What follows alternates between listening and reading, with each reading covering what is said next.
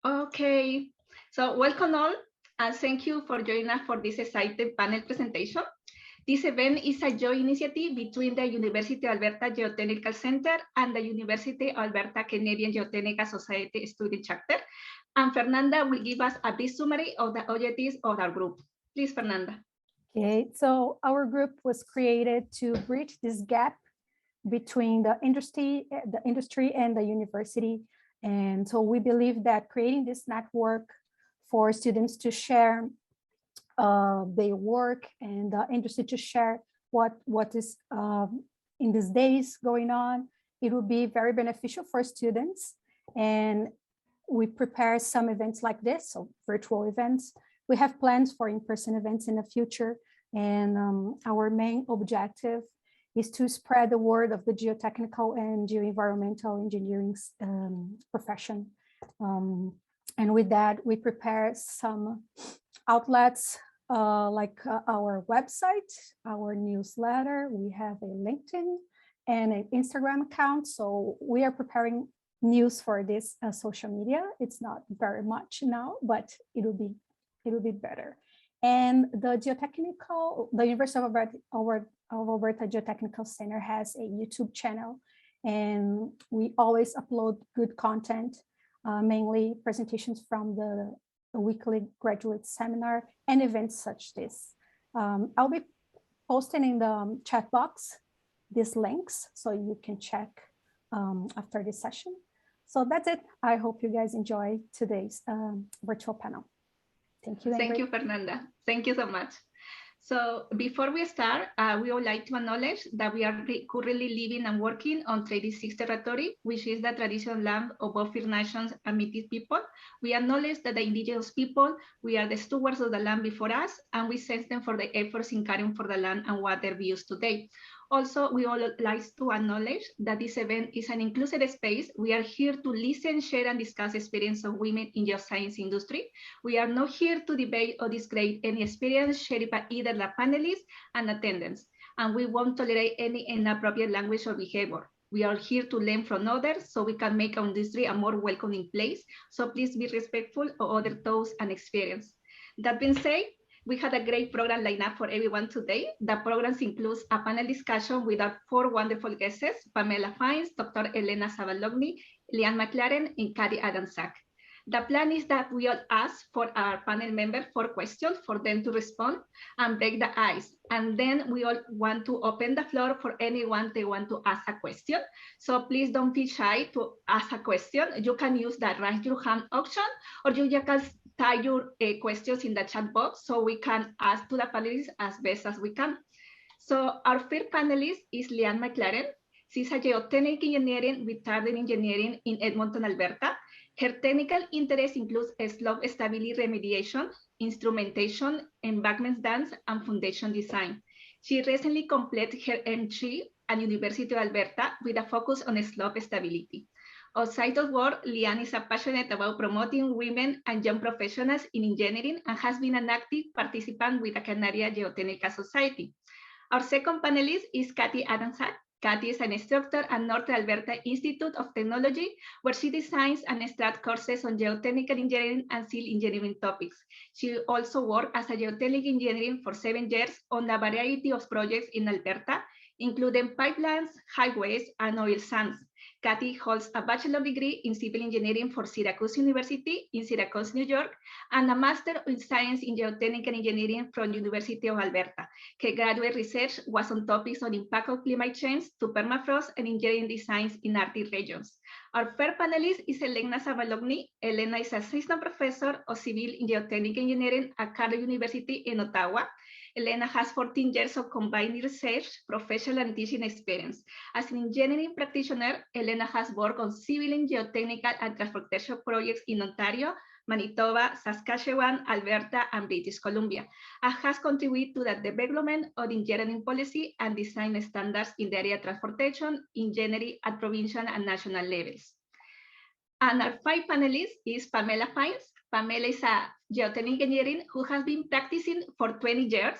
She got her engineering degree at University of Saskatchewan before moving to UBC to complete her master's degree. She has worked in consulting engineering for her entire career, but has spent time working in Vancouver, Australia, Papua New Guinea, and Mongolia. She's now based in Edmonton, and her career focuses on dam safety and transportation geohazards.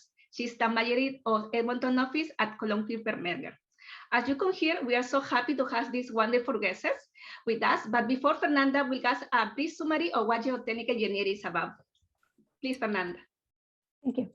So for a brief introduction, here our panelists are from the field of geotechnical engineering. Some deal with geoenvironmental engineering as well. So a brief idea, geotechnical engineering involves any aspects of engineering relating to soil and rocks, such mining, analysis and design of dams, foundations, tunnels, and also understanding the behavior of slopes and groundwater. Geoenvironmental engineering deals with more the aspects of the interaction between wastes and the geosphere, including management of solid waste, migration of contaminant through the subsurface, and remediation of contaminated sites. So this is our background in what it is geotechnical engineering. Thank you, Ingrid. Thank you, Fernanda. So let's jump right into the question so we can make sure that everyone, the participants, can ask a question. So the first person for our panelists is, could you briefly describe your journey from undergraduate student to your career today, and what inspired you to pursue a career in geoscience? So I guess we can start with Pamela Fines. Thanks. I don't know, my journey's been interesting, but I grew up in Saskatchewan. I was a small town kid. I went to the University of Saskatchewan. I went into engineering because I was good at math and science, but didn't really have an interest in going into something like pharmacy or medicine or anything like that. So I thought I would give engineering a try. I have an uncle who's an engineer, so I was like, I might try that, might see what that's like. My first 2 years of engineering were tough. It's, basically nothing but super fundamentals. And it's hard to sort of picture how all of that's going to tie into reality, future application. And then in my third year, I took my first groundwater course, and then I took soil mechanics, and everything switched for me because I was like, oh, wait, I get it now. This all makes sense. I can actually see how we're going to apply all of this. And then what really got me down the path I'm on right now is the summer between third and fourth year, I actually ended up working with Ward Wilson, who was at the University of Saskatchewan at that time.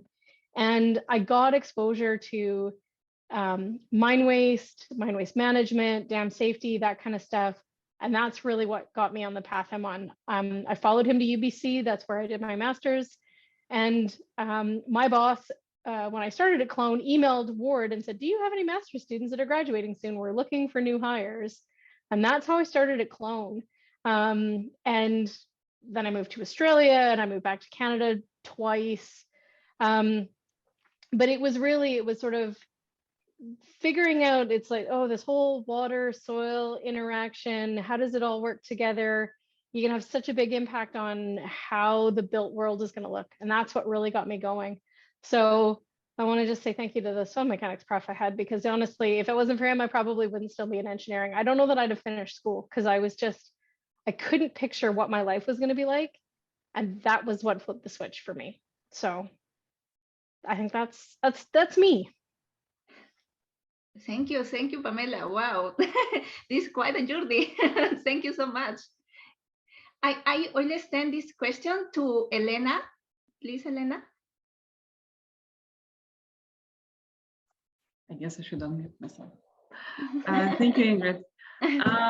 So my road into engineering was a little bit unusual, in part because I'm an immigrant to Canada. So when I came to Canada, I had partial university back from my country, but I could not get any documents. So this is something that happens to a lot of immigrant women, immigrants in general. So in that regard, it's an experience that I've seen a lot in our milieu. And although I tried to retrieve the documents from my country, I applied.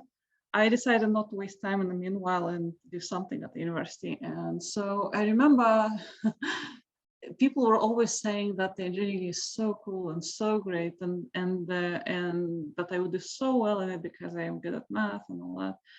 I decided to give it a try. I wasn't even sure what engineering was at the time. Again, I think that a lot of students who go into engineering, they have a very vague idea about what engineering is, and sometimes very, very wrong idea as well. And I think I had that too. I think I had a somewhat romanticized notion about civil engineering from the Jules Verne books. So really, really a very romanticized idea. And so during my years at the university, I needed a job, and I ended up working at the Ministry of Highways in Saskatchewan. There is where I got my first exposure to geotech. So we would work with all of these design procedures for pavement and all that stuff. And every time I would ask, well, why? They would say, well, our geotechnical engineer says that. And I'm the kind of gal that likes to understand everything. So that got me interested in what geotechnical engineering was, why every decision that they're making regarding pavement design goes back to some geotechnical engineering. So that got my interest. And then things turned to luck a little bit. So what happened during my presentation in my capstone, Wayne Clifton, who is a very, very well-regarded geotechnical engineer in Western Canada, he was there and he liked my presentation, so he told me to come and see him. So that's how I kind of worked my way into geotechnical engineering. That was also, so a lot of this had to do with luck and with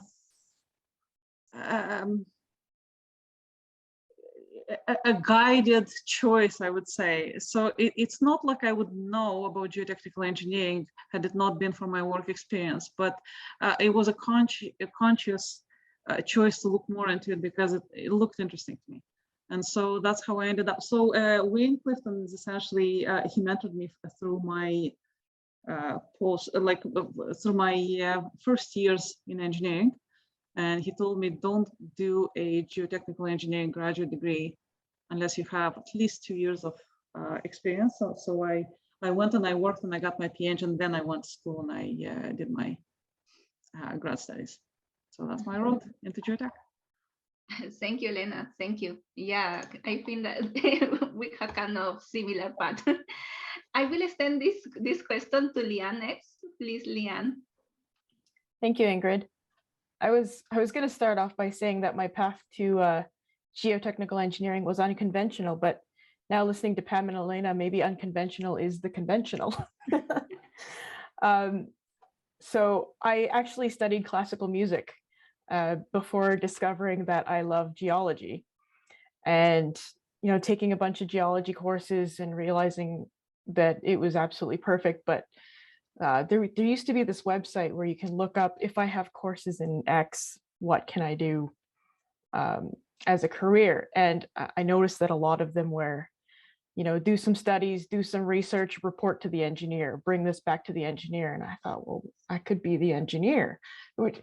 But the thing was, coming from an intention to study music and then completely switching over to engineering, I had to start from scratch. I had to take high school sciences, I had to take grade 10 math. And during that journey, I felt so far behind. I felt like all my classmates are so much younger than me. They already knew what they wanted. But as I was taking the courses, especially soil mechanics, same as Pam, I absolutely love the material. And now that I'm working in geotechnique, I have zero regrets. It was the most fantastic choice I made. I graduated from UBC from geological engineering in 2014. And right after that, I actually got a fantastic job exploring northern Alberta on pickup trucks and ATVs while doing pipeline inspections. Then I moved to Alberta from Vancouver and shifted more towards project management of smaller drilling investigations. And then I decided to go back to the U of A. Very good advice, Elena, to work before you go back for your master's, because everything kind of falls into place when you're taking those courses if you already know what some of it looks like. So I completed my M.Eng last year at the U of A, and from my project, I've developed an interest in slope stabilization and geotechnical instrumentation, and that's where I'm at now. Thank you, Leanne. Wow, I am shocked, really, because I know that it's really hard work to start again. Yeah, I know that even when you didn't have the background that we have, like we start doing math and everything, I know it was like really courageous to do that. Thank you so much for sharing. And I will extend that question also to Kathy. Please, Kathy. Yeah, thank you very much. Thanks for having me as well. Just like the other women on the panel here today, you know, geotechnical engineering doesn't always fall into people's laps or things the same way. For me, I actually was raised in a very engineering-centric family. My father is a geotechnical engineer. My mother is a civil engineer. My older brother is a transportation engineer. My younger brother is a materials engineer. So I had a taste of all of it throughout my life.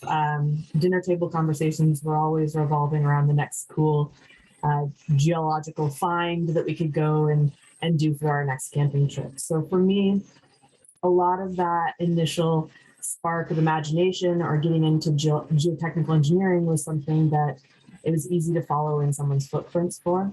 I think growing up in Alaska, which is a unique location, you know, and taking camping trips just outside our house and in our backyard, essentially, but going to find, you know, fuchsite and looking for specialized quartz crystals in this old mine shaft and looking at these old plan sites for different locations was a really exploratory, hands-on approach.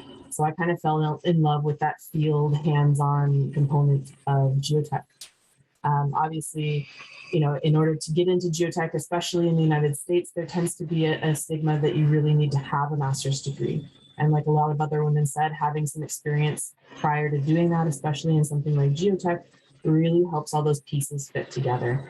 For me, I was a geotechnical technician in the field throughout my 4 years of university. And then I completed university and went straight into my master's, but part of that was because I already had an understanding of some of the general components.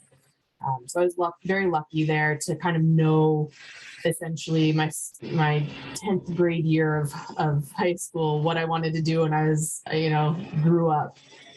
It just so happened that after completing all the work, becoming a professional engineer, working in the field and doing all of that work, that I fell into teaching. So, you know, I did all of that and I came back full circle, and now I get to share my excitement and experience with others and that are just starting to be introduced to this idea of geotech. That's me. Thank you so much, Kathy, for sharing us. Our second question is, what is your job like and how would you describe your typical work week? We can start with Leanne. Please, Leanne.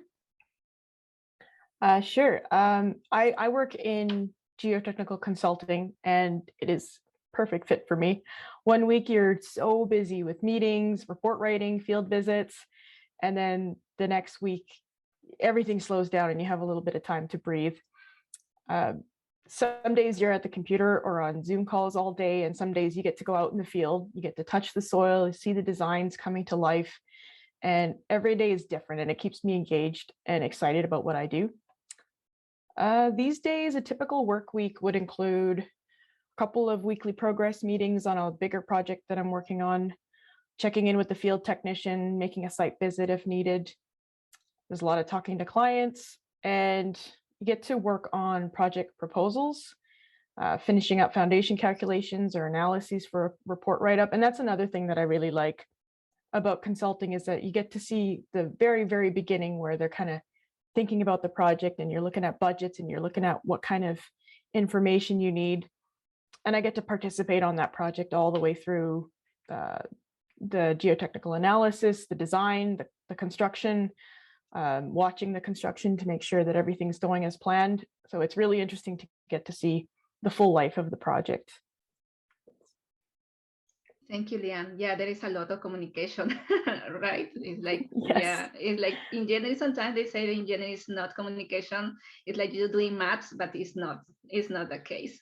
No, it's actually a really nice day when you just get to sit at your desk and do calculations. That's a relaxing day. Thank you, Leanne. I will extend this question to Kathy. Please, Kathy. About that. Yes, so I mean, I used to be a consulting engineer as well, and it is definitely different being a teacher. So on the side of the instructional component of geotechnical engineering, my week to week is very different in the summer than it is in the wintertime. And currently we're actually in a full restructure of all of our courses. So I get the opportunity to take my prior experience and actually apply them into our coursework. So many of you have some level of interest in engineering, and you probably hear at the talk, you know, with that idea of geotech or geosciences. Really what I get to do is really fun. I take all those little bits of experience, I insert them into the coursework, and I usually try to correlate, you know, those more boring and dry calculations with the really lively and cool, potentially, like my background, disastrous components of engineering, and how it applies and how it matters and why we do them the way that we do them. So a week to week is, you know, general online classes right now, which is not fun. We have in between, I, you know, give myself homework by giving out homework. So that's not much fun. But there's always the aspect of bringing in all of that prior experience and actually trying to redevelop the courses on the fly. So a lot of times, you know, the class that I'm giving next week might have been the same as last year, but now we're updating it. Right now, we're redesigning the courses as a whole. So every few years, we just wipe the slate clean, we rebuild them from the ground up and see if what we're currently teaching makes sense with the current practices in engineering. So it's a lot of research, reevaluation, and reinsertion of cool ideas. So. Thank you, Kathy. Yeah, there is like every week, like it's something new. Yeah, it's more in our field. It's like every paper is there. It's like everything is changing. You know. Yeah. Thank you, Kathy. I will extend this to Pamela. Pamela, please. Yeah, so I'm in consulting like Leanne. So, but I'm also, I feel I'm probably like 100 years older than Leanne, honestly, at this point. So my typical week now doesn't look anything like what my typical week did 10 years ago. Because now I spend a lot more of my time writing reports, reviewing field reports from all the engineers that are getting to do all the fun stuff in the field. Meetings, and more meetings is kind of and before the call really got started, I was saying like March is like my nightmare season because most of my clients have a major reporting deadline to the ministries at the end of the month. And so it's trying to finalize reporting, planning for next year's work, you know, booking all my good field trips. But in a good week, I might be out in the field doing dam inspections. So I spend like the whole week walking around properties, looking for, you know, signs of poor performance in the structures that we're responsible for. I might be reviewing data, but I'm kind of not at the point now where I get to do a lot of the really fun analysis anymore.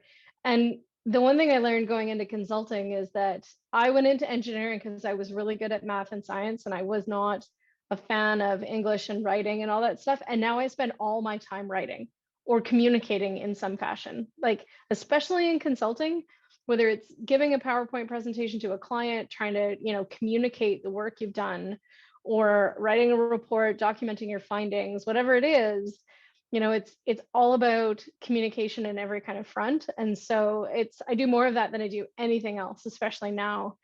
But yeah, like it's whether it's a site visit or a meeting with a client or, you know, all that kind of stuff. And Leanne said something that really rings too, is like, you know, you get to see projects kind of from start to finish. And that's really what I love, but that its next project will be somewhere different. It'll be someplace different. It'll be different conditions, different problems, different solutions. You know, it's all that kind of stuff. So, you know, we tend to work on a lot of sort of shorter spun projects. So they'll be sort of 3 to 7 months in duration. But then I've got a few clients that I've had for years. So some of the same site visits every year, but then sometimes it's something completely different for them too. So I like the variety. I've always been in the mining industry, or like pretty much focused in that for my whole career. And I never worked for the client because I always wanted the option of working in different places and on different projects. And I knew as a junior, if I came out of school and went to a mining client, I would end up somewhere on a project site and probably not get off of it for the next 4 or 5 years. And I knew that there'd be variety, but I also know that most of those guys send out their really interesting problems to consultants. So I was like, well, why don't I, like, that's the side I want to be on. I want to work on the cool projects. So yeah, so that's kind of my day-to-day. So yeah, lots of writing. Thank you, Pamela. Yeah, it's so true what you said. Yeah, every project is different, even though that you are in the same area. The project from one dam to another place, and a structure really so different. Yep. And that is the really good thing about a field. That is like also the one that catches my attention, and I say I want to be a geotechnical engineer. Thank you. And Elena, can you answer that question, please? Yes, I certainly can. So I worked in the academia now, and so that's very different from consulting, where I used to be before. So generally speaking, when academic positions are described in terms of workloads, they describe them like this: 50% is devoted to research, 50% of your time is research, 35% is teaching, and the rest is administration, which is not necessarily administration in the sense that you think about it. It's, you're expected to go out and promote engineering to women, among other things. You're expected to participate in different initiatives and so on and so forth. So there has to be a component like that. So the teaching component is pretty straightforward. I think that you all know what it is. Currently, so the workload for a professor is 3 classes a year. I'm teaching 2 now, so that means that right now my schedule is pretty busy with teaching. And because I'm also teaching in the first year, I spend a lot of time developing the coursework. So that's now. In the rest of the year, what happens is I devote a lot of time to research. And this goes like this. One of the greatest things about being an academic is that you get to choose exactly what you're working on. And if you have a great idea, you get to pitch it and you get to work on it if it's viable. You get to pick and choose who you work with. If you like a project, you team up with the people and then you work on these things. So it's a very interesting environment to work in. It's quite different from what I'm used to. And in terms of time, to be honest, I do put quite a bit of time into my work, but it doesn't feel like I'm spending a lot of time because it's the nature of work that is not very, it doesn't feel hard because it's interesting, because it's exactly what you're interested in. Sometimes you're into a problem that you really like and you don't feel that time passes by. Some of my time is spent in meetings with graduate students, so that's another thing that I have to do. So I have to meet with all my students once a week.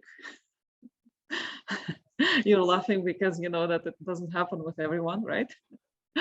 But that's what I do, and so that's part of my time, and that's what my week looks like.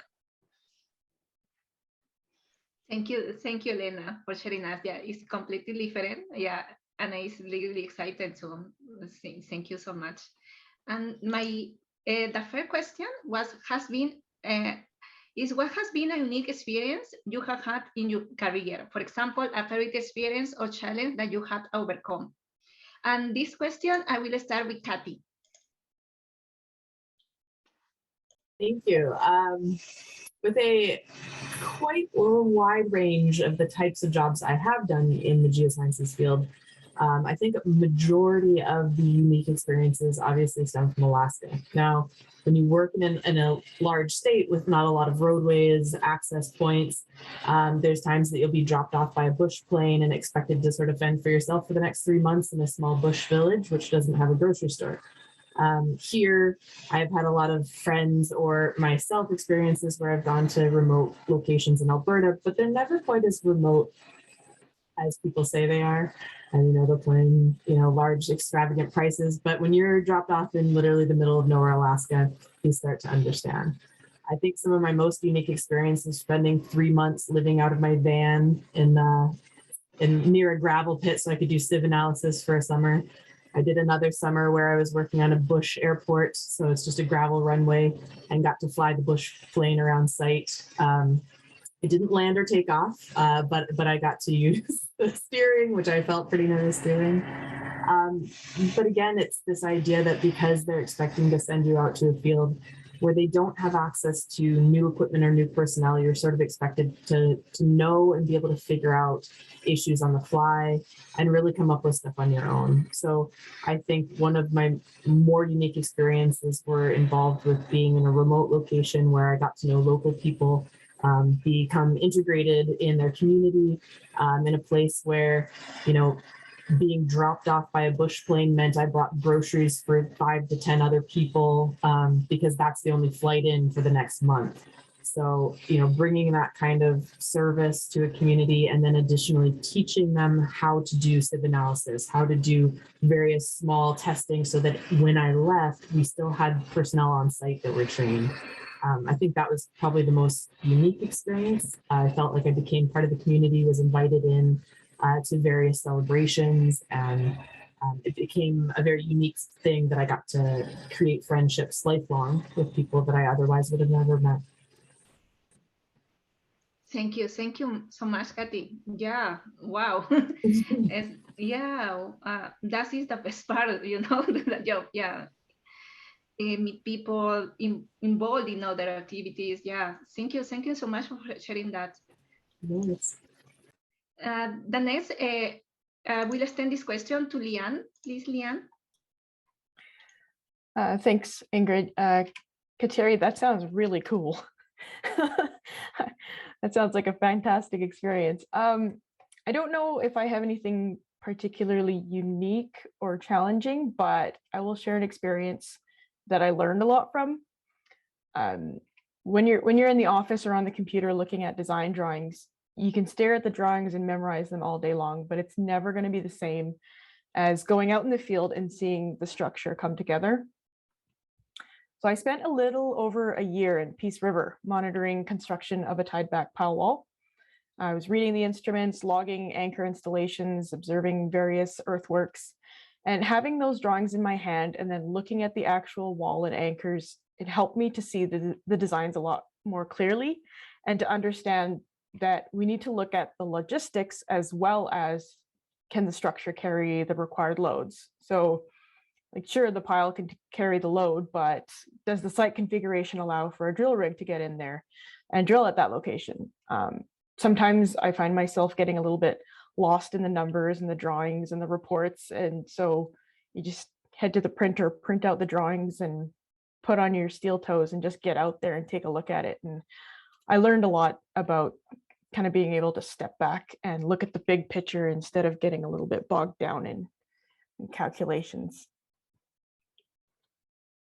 Thank you, Leanne. Yeah, it won't compare when you are in the field with the drawings. Yeah, I know that it's like so totally different. And when you are here, there, it's like, oh, this is what I was doing, something like that, right?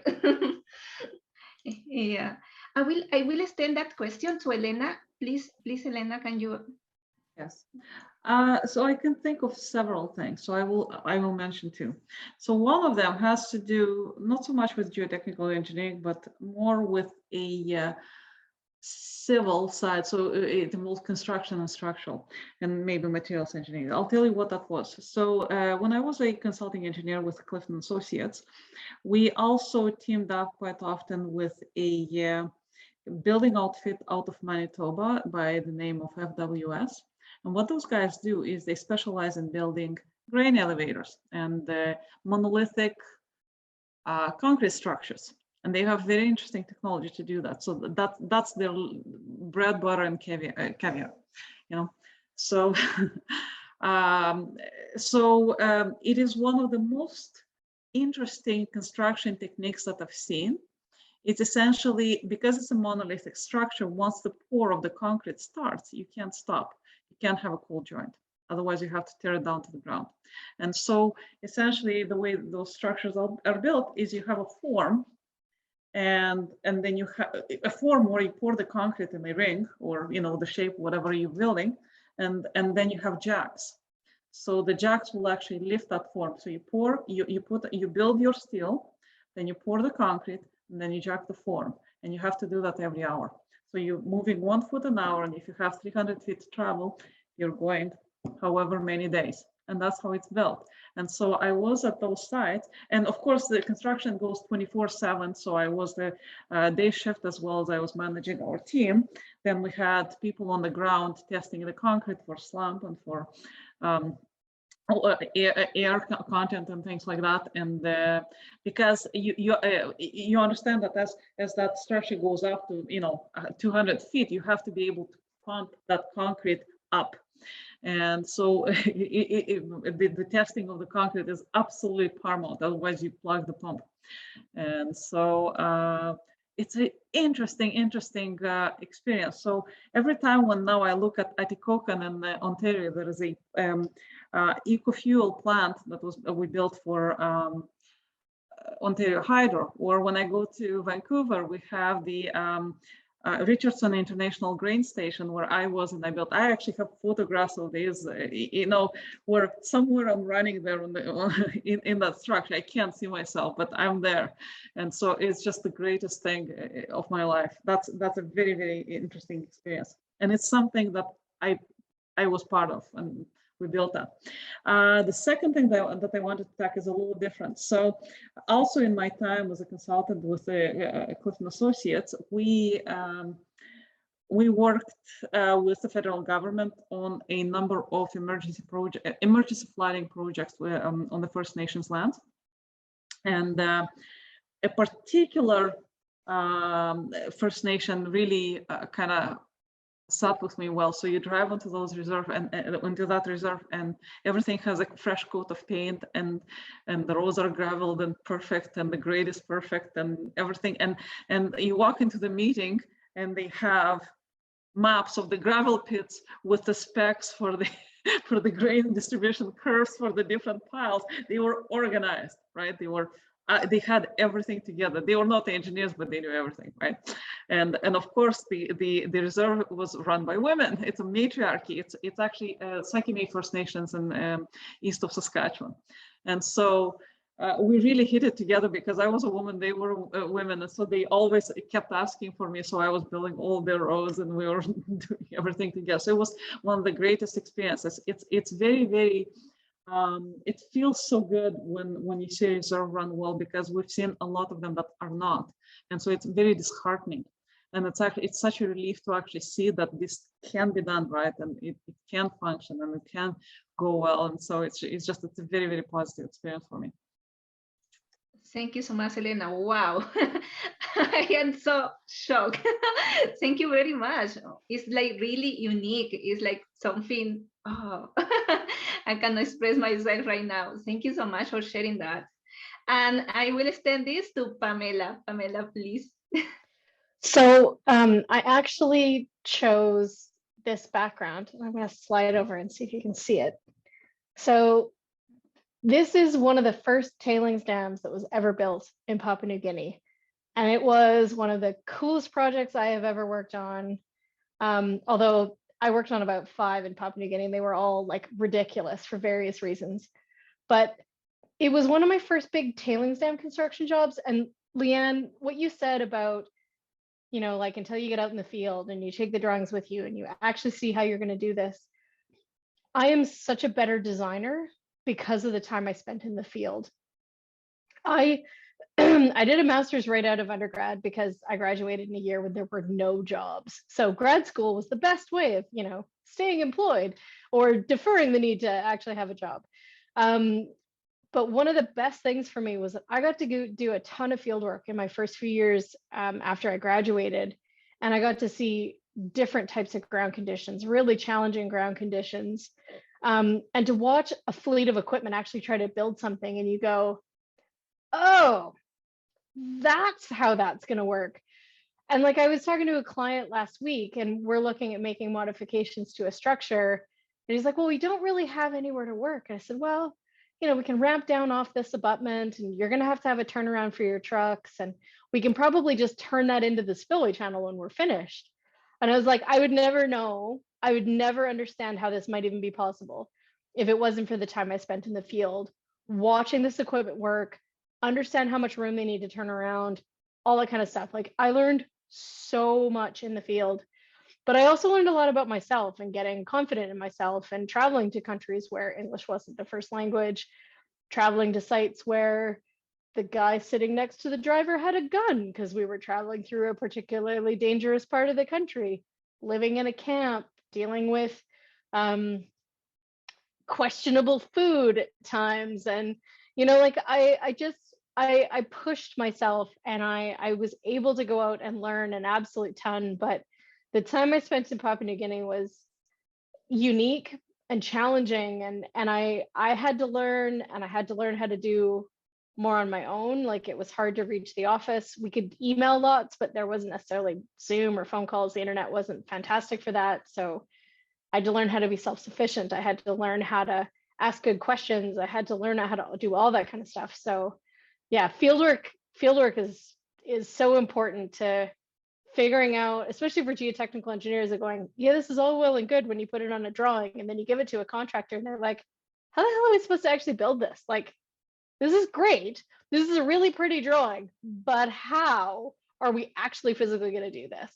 And you're like, oh, I didn't really think about that. Like, I probably should. I probably need to spend more time thinking about how on earth are we actually going to go out there with equipment and build this thing. So yeah, that's probably my most unique experiences. Thank you, Pamela. Yes, you are completely right. Sometimes we are so afraid that they say, I can go to the field because you are getting out of your comfort zone. You are in the office, you are doing gravity, you are doing calculations, but that in the field or getting out of your comfort zone is when you are going to learn and you're going to grow. Thank you so much for sharing that. And our last question is, what is your best piece of advice for a younger student who wants to pursue a career in geoscience? And we are going to start with Elena. Okay, so the first thing I'm going to say, I already said it sort of, has to do with work experience before pursuing graduate studies. The one thing that I always advise my students now is, because I teach fourth-year students and they are looking for jobs, they're finding jobs. And so I always advise them to go into consulting. I say that it doesn't pay that well, but they will get lots of experience. They will get exposed to everything. And after 4 years, they can choose anything they want because they'll have the skills to do that. They can go into graduate studies if they want to. They can go work for an operator if that's what floats their boat. They can go into government if that's what they prefer. You know, they can do anything, or they can stay in consulting. They will have their pick of the litter, in a sense, right? The other thing that I wanted to talk about is I wanted to counter this kind of idea that I hear about a lot out there. The idea is that you have to pursue your dream, that there's this notion that we kind of feed our young, and I'm beginning to dislike it quite a bit. There's this notion that somehow they are born with a dream, or that they have a dream and they have to pursue it. Chances are that a lot of the jobs out there that are needed jobs, we don't dream about them. We don't even know what they are. And so the question of whether you're going to love your job is a question of working towards it, getting better at it, sure, choosing something that is in your vein, something that is, aligned with your capabilities and with your general likes and temperament and so on. But this idea that we have to pursue our dream is nonsense to me. What we should be doing is focusing on doing our job right. And that's when you start loving your job, is when you're actually good at it. Thank you, Elena. Thank you so much. Yeah, totally. I am completely agree with you. Sometimes we have like an expectation and we said, no, we are going to do that. And my job is this, like that. But we are going to, when we work hard, we are going to love what we are doing. And that is how we can make a career or something like that. Thank you. Thank you so much. I will extend this question to Kathy. Please, Kathy. Thanks. So I guess for me, which is really funny, being more academic, but I'm an instructor for technologists, not engineers. The thing I see a lot is students who are struggling. And you constantly hear, first and foremost, you must be good at math and science in order to be an engineer. And I mean, I don't think the intent is to say if you struggle with it at all, you can't be an engineer. But I think sometimes we forget that we struggle in certain courses and students see that, okay, I got a C in this course and I really thought I understood it, but I just totally bombed the exam. For me, I think some advice I'd like to give is you don't have to be a straight A student to be a really good engineer. There are many things that you cannot be taught. One thing Pamela said, which I think hits the nail on the head, is learn how to ask good questions. If you know how to ask a good question, you will learn far more than a straight A student who has no communication and isn't able to ask a question. For me, I try to express to students that if you truly are interested in something, your ability to learn and improve is much greater than somebody who has no interest but is naturally innately good at math. So I like to reach out and say there's things we can't teach you as easily, but learning how to ask good questions, how to be a good communicator, and just being willing to learn, being very open to new ideas and absorbing that information when you are in the field is so much more valuable. There's a lot of people that come out, just like Leanne and Pamela had indicated, you do this beautiful design, you've drawn all the drawings, everything should work perfectly, but you get to the field and things, they don't just magically appear for you. Equipment might be weeks away and you need it tomorrow. So you need to find things that work. So being a intuitive, interested, idea-minded kind of person, being able to come up with new ideas and how to make things work is more valuable many times than being able to do the calculation in the office and not know how else to do it. So being flexible and interested is really a valuable asset. Thank you so much, Kathy. Yeah, that's it. Field calculations, there's too many, they are so different. And the people skills is like what matters at the end. Yeah, thank you so much. And I'm going to extend this question to Pamela. Please, Pamela. So I think people might be slightly baffled by my response to this, but honestly, one of the best pieces of advice that I would give somebody who really wants to pursue a field, geoscience, especially if you have any interest in getting into geotechnical engineering or all those kinds of things, is learn how to drive. Get comfortable driving a vehicle that is in four-wheel drive. Get used to driving on gravel roads. Get used to driving off-road. Get comfortable with being alone in a vehicle, being able to do things by yourself. If you're like me and you're 5 feet tall, figuring out how are you going to get your gear in and out of the back of a truck that might be chest high when the box is down. And the other thing is if you have an interest in working overseas at all, learn how to drive a manual transmission vehicle. Absolutely. Most countries in the world outside of North America, when you get to a site or you rent a four-wheel drive vehicle, it will be manual transmission. It will not be an automatic. And it's one of the biggest barriers to doing fieldwork in some places is the fact that you can't drive a stick. So, but it's, some of those field skills are like, oh, I don't know that I necessarily, it's like being able to, go out to a site, be comfortable in a vehicle, be comfortable in lots of different kinds of vehicles. it's a skill that's nowhere on your CV and is so important to being able to actually execute your job, no matter what you do. So that would be my super uber practical piece of advice. Thank you, Pamela. I will take that advice. Yeah, because I know how to drive automatic, but not the manual. So important. Thank you so much.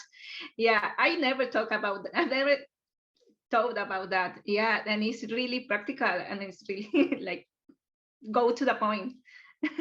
We sent a guy to Indonesia to work on a job, and he had to learn how to drive a manual transmission vehicle by a guy who barely spoke English, because we didn't think to ask him, did he know how to drive a manual transmission vehicle? And when he got to site, he was like, oh, it's a manual. And he had to learn on the fly. And now we're like, we ask everybody before we send them places, like, do you actually know how to drive a manual transmission vehicle? Because that's what they're going to give you. So yeah, important life skills. Thank you, Pamela. And I will extend this question to Leanne. Please, Leanne. I think we're suddenly going to get an uptick of manual transmission lessons from U of A students. Yeah, let's see. I wanted to talk about the whole, to be an engineer, you have to be good at math and science thing. Because my intention was to pursue a career in music, and I wasn't good at math. My teacher, 10th grade math, I think, he said, I will pass you. I will give you 50% if you promise never to take math again. And so that was kind of like, okay, well, I'm never going to do that. I'm going to do music, no worries. But once I did decide that geology was something I loved and engineering was something I wanted to do, I had a reason to care and a reason to try. And it turned out I was quite good at it. So, just because you're not an A student in math and sciences does not mean that you're going to be a terrible engineer. Like your strengths may lie in communication, your strengths may lie in seeing something outside of the box that other people don't see, or maybe you are really good at math, you just haven't found a reason to be yet. So definitely don't try to stay within those lines. I can't be an engineer, because if it's something that interests you, then give it a go. Second thing is talk to people. I have learned so much that I can't learn in textbooks just by asking someone an open-ended question and letting them go on and on and on and on about something that they're passionate about. If you find, like, some of the experts on tailings dams or foundations, they love to talk. So if you give them an opportunity, you can learn so much from them. And the third thing, and I feel very strongly about this, is I have seen some people fresh out of school going out into the field and telling the laborers, the contractors, the operators that they're wrong. And, it says this in my book, you don't know what you're talking about. But it is so important to listen to them, because they have been in the dirt for years. And, they don't know the equations, they don't know the formulas, but they know what it feels like. They know how it acts. And you can learn so much if you can just kind of, humble yourself a little bit and listen and let them teach you something. So it's good to get learning from all sides. Thank you, Leanne. Yeah, it's totally true. Sometimes we say, because we have a PhD, we have a master, we have more knowledge than them, but it's not like that. The experience, the people in the field, the people in the mine is so valuable. It's like we cannot compare with another. Thank you so much. And now I will open the floor. So if someone of the participants want to ask questions to our panelists. There is any question?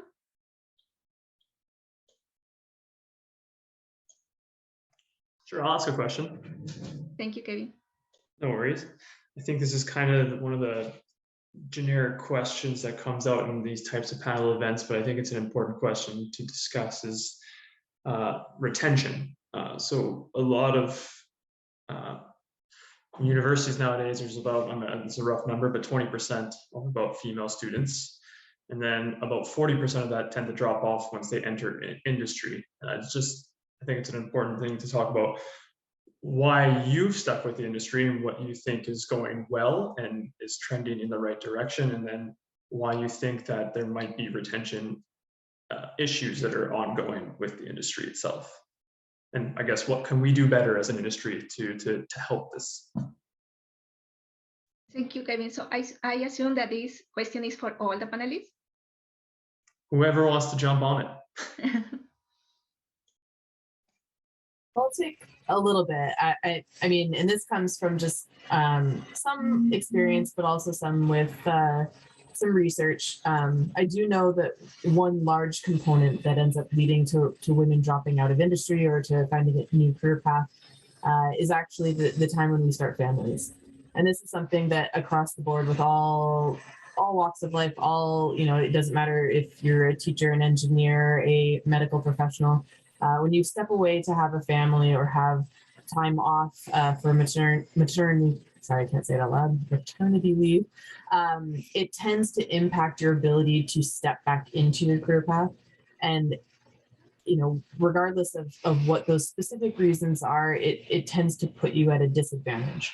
And this is something that I think a lot of companies are doing better about, making sure that they have, plans for family development within their company. And so I think being very open and honest with both your employer, but then your employer being open and honest with you and helping you get back into the profession is really useful, especially in such a technological type of profession. In a year, a lot can change. So I think there needs to be some onus on the industry to help women who have stepped away briefly, to have a child, to get back their footing back in the door, to continue on.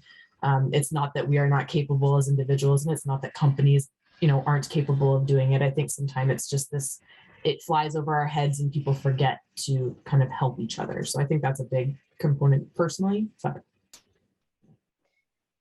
I'll weigh into, you're absolutely right. Family, work-life balance. So from a strictly consulting background, I can tell you, I think we're struggling just generally with retention, not just women, but just retention, because people are realizing that consulting can be a really hard grind. If you love it, if you get engaged or invigorated by the sometimes manic pace that life runs at in consulting, then that's great. But there's lots of people that are kind of going like, man, if I worked for the city, I could work like 8:30 to 4:30 and get every other Friday off, and I would never have to work weekends. And wouldn't that be nice? And I'm at a point in my life where that would just be really awesome. So consulting is really struggling with trying to find a way to, deliver projects for our clients, deliver what we're trying to do, but also make it be an attractive workplace for people of all size. We as a company particularly have struggled with having people step away for time, but then want to come back part-time, or, the nature of their job is going to have to shift for a while, because it's not just that, you've taken time off and you've come back to work, but you've come back to work and you have a baby at home. So you're not going on a 3-week drilling program, in Northern Alberta, because you have a 10-month-old at home. So the reality of your role is going to have to change. It has to reflect the reality of your life. And I think companies that were run for a long time by men who had stay-at-home wives, it took them a while to realize there was just going to have to be a reflection on the fact that this is not the way things are. And it's not that way for men or women. More and more men are taking paternity leave. More and more men are saying, listen, I have little kids at home. My wife and I both work. I can't be away for weeks and weeks at a time because I just can't. And so I think it's better because it's everybody. It's all across all spectrums of the company. But being open to being flexible, to re-envisioning how roles can work as people transition through these stages of their life is something I think we're getting better at, but it is a struggle. And honestly, geotechnical engineering, especially, I find in the mining industry, you spend a lot of time in the field working with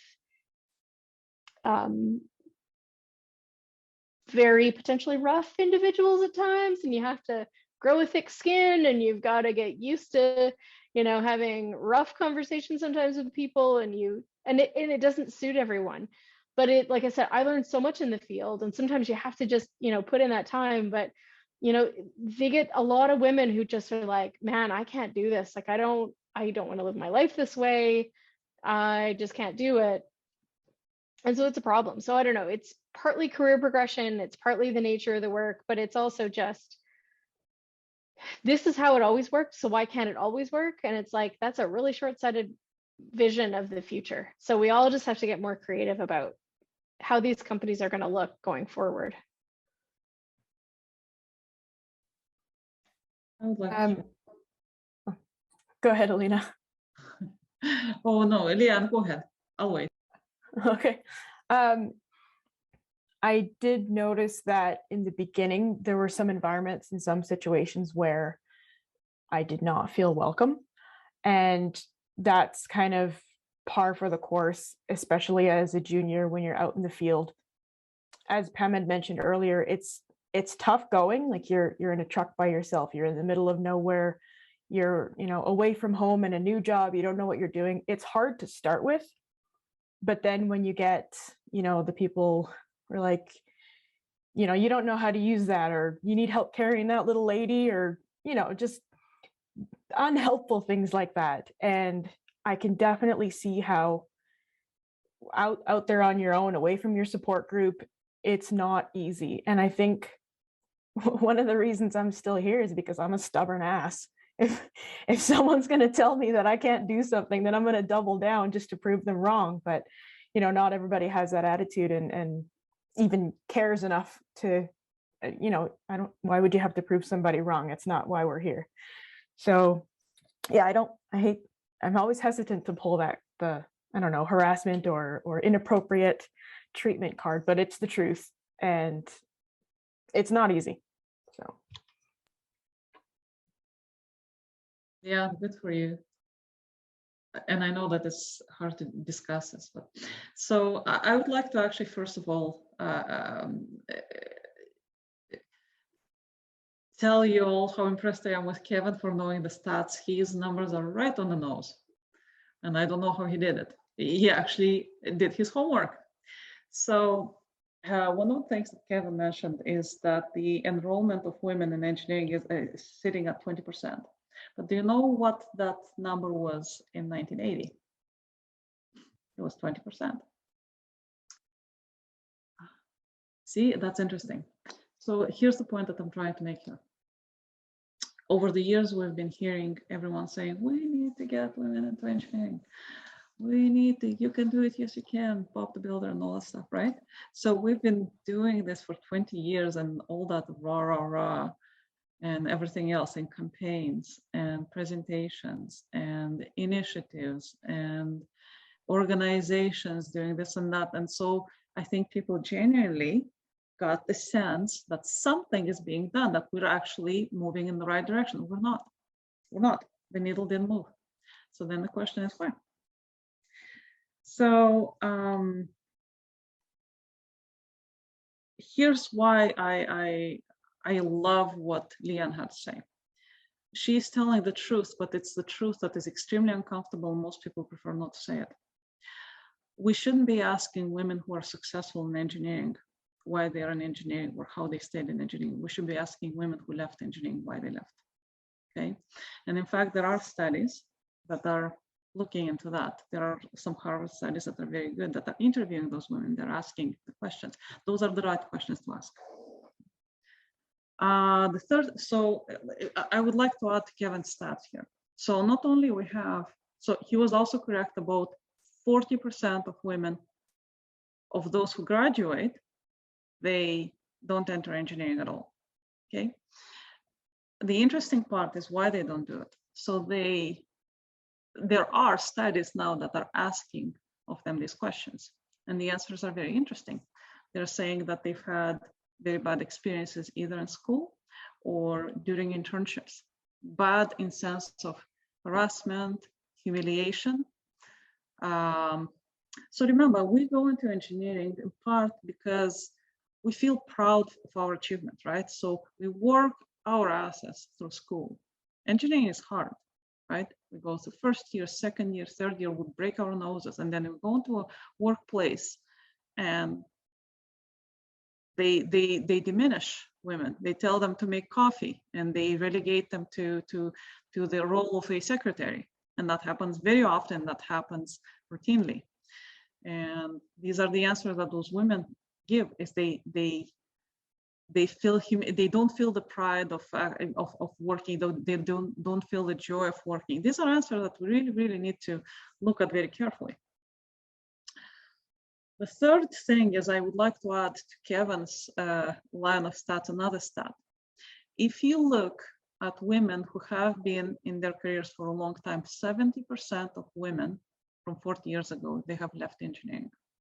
That is also a tough pill to chew on. They leave engineering. So we leave engineering.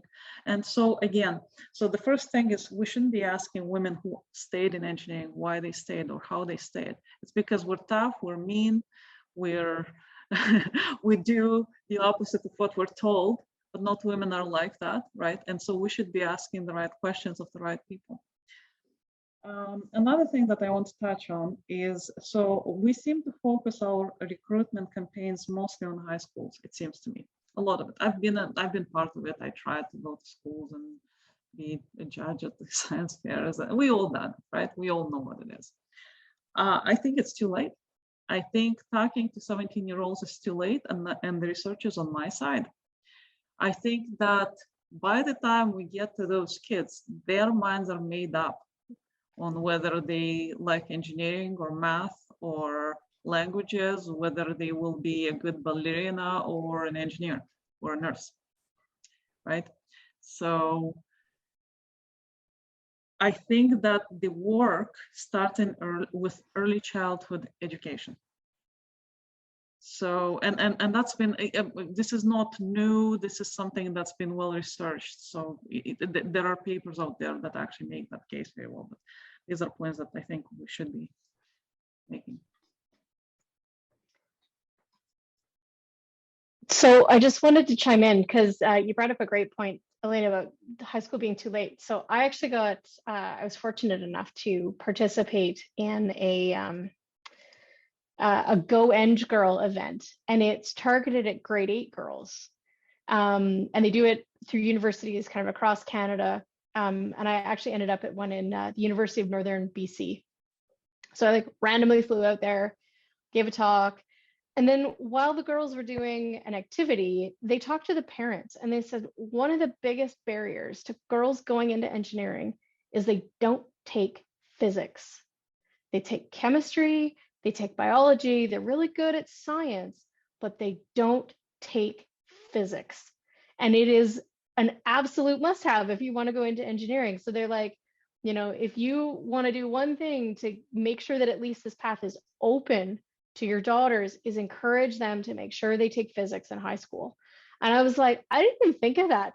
Like, because you start getting to that point where you're like, Leanne, and you're going, oh, I don't have to take that course after a while, or oh, I don't have to take, like, I'd have opted out of biology for sure. Like, that was totally not my thing. But so many really top quality, highly qualified academic, you know, girls that are coming out of high school, they have opted to not take physics.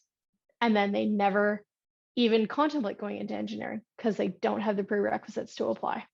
So absolutely, we got to catch them earlier. We've got to make sure that we encourage them to take physics, at the very least, to have the options open to them. But yeah, so I just, yes, to echo that, absolutely, we got to get them younger. And I think we're doing more. The industry is changing. It is still, I mean, oh my God, there are still like some dinosaurs out there that are doing ridiculous things. And, but like, honestly, in my group in Edmonton, we had a drilling contractor come and say, hey, we want to get pre-qualified. We want to get on your list. And I said, okay, that's fine. I'm happy to talk. And we talked about all their technical qualifications, the kind of equipment they had, what their cruise experience were. And I said, listen, I said, I got, you know, a group of young, talented engineers that are going to be spending time out on these programs.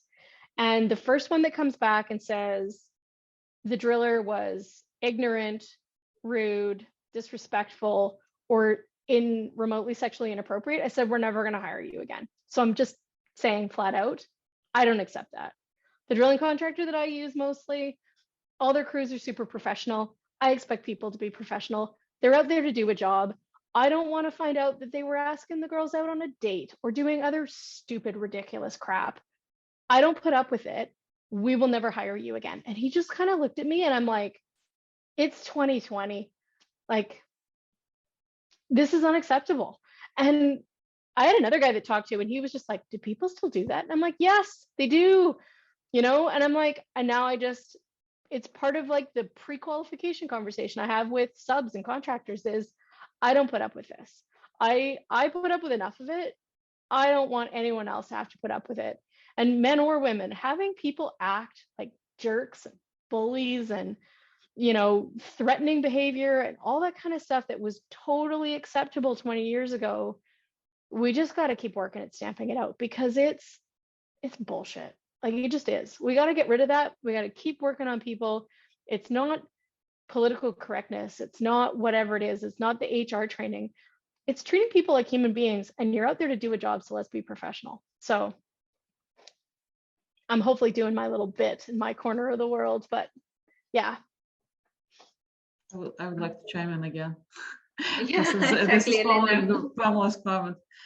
So one of the things that actually maybe we should talk about is in academia, we tend to focus on recruitment as the way to increase the representation of women in engineering. And since it didn't work for 40 years, dare I say, maybe we're doing the wrong thing.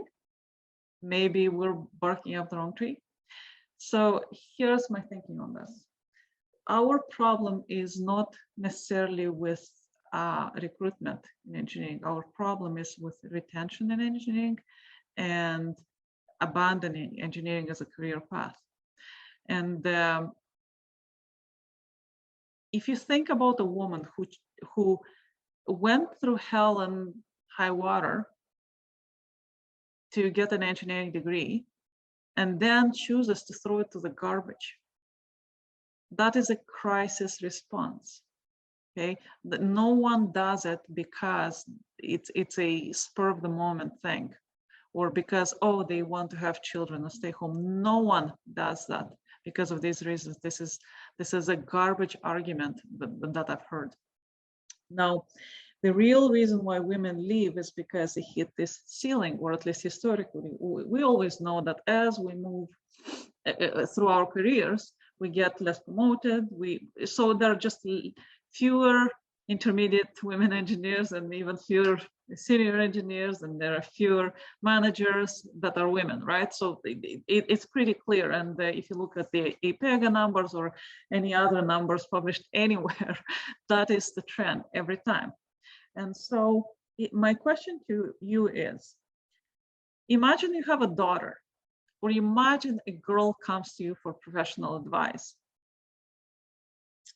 Would you advise her to go into engineering when you know that there is a 40% chance that she will not get a job when she graduates?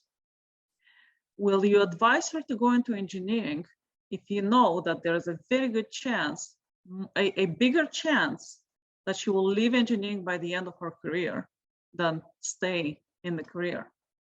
I say the problem is with the employer. The problem is with the jobs and with the promotions.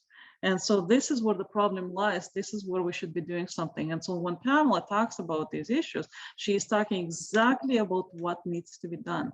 We need to be making the workforces more accepting of women. And we also need to be a little bit more proactive in making sure that women do get promoted, right?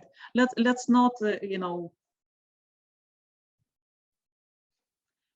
be demure here and say that, oh, we don't care about promotions. Oh, we don't care about a good career. Of course we do. Why shouldn't we? Why should we care about a career less than men do? Why is that right? So we do care about careers, and we want to see these promotions, and we want to see this career development as something real. And so That is something that we should be addressing, and not recruitment in schools. I think that the recruitment in schools will be a problem that will solve itself once this issue is resolved. Thank you, Elena. Thank you, Pamela. It was a really enlightening discussion. Really enlightening. Thank you so much. There is another question from the audience, perhaps. It looks like no. So I think that we can just finish our panels today. Thank you so much all for joining us today. Thank you for our wonderful panelists. Thank you, Elena. Thank you, Leanne. Thank you, Kathy. Thank you, Pamela. And thank you, Fernanda and Abby, for helping me out to organize this event. I really appreciate it. Really appreciate that our panelists take your time to share their experience and their ideas about our current industry and how this is working. So that will be all. Thank you so much for joining us today.